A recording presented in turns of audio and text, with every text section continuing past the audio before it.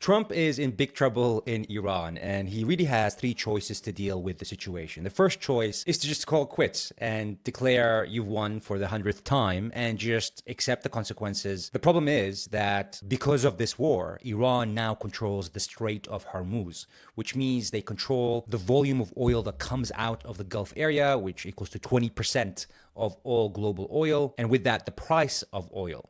For the US just to accept that situation would destroy the image of the US as this military superpower that can do anything and everything. If the US can't even open the Strait of Hormuz, then people's idea of what the US military can do is diminished. And more people are going to challenge the authority of the US and not be bullied by the US. If the US just leaves now, it's going to push a lot of the Gulf countries to enter into partnerships with enemies of the US, being Russia, being China, because they understand now that they cannot rely on the US as they once thought. So really, for the US to just exit right now would be a humiliating defeat. And therefore, Trump isn't going to do that. The second option is to actually get into a deal with Iran. But that does mean that the US has to make some concessions, because before the war, Iran didn't have the Strait of Hormuz.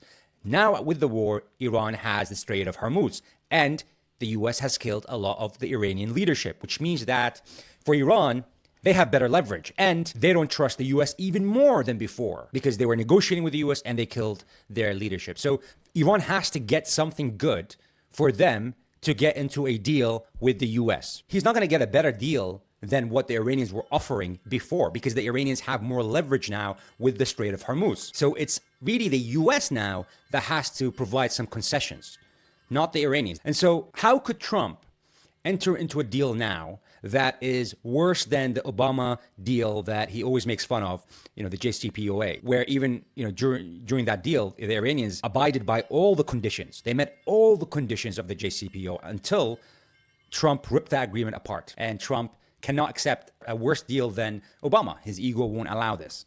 And so the third option is essentially escalate and restart the war. Now, during this whole ceasefire for the past 4 weeks, the US has been replenishing, supplying its ammunition in the Gulf areas, and we can see the airplanes moving from the US to Europe to the Middle East to resupply in preparation for the next stage. And so that's the most likely option of what's going to happen is they're going to restart the war because Trump again thinks that putting more pressure, even though he's tried this for the past, 2 months, putting a lot of pressure, killing their leadership, hasn't resulted in anything in terms of concessions by the Iranians. If anything, it's given them more leverage with the Strait of Hormuz.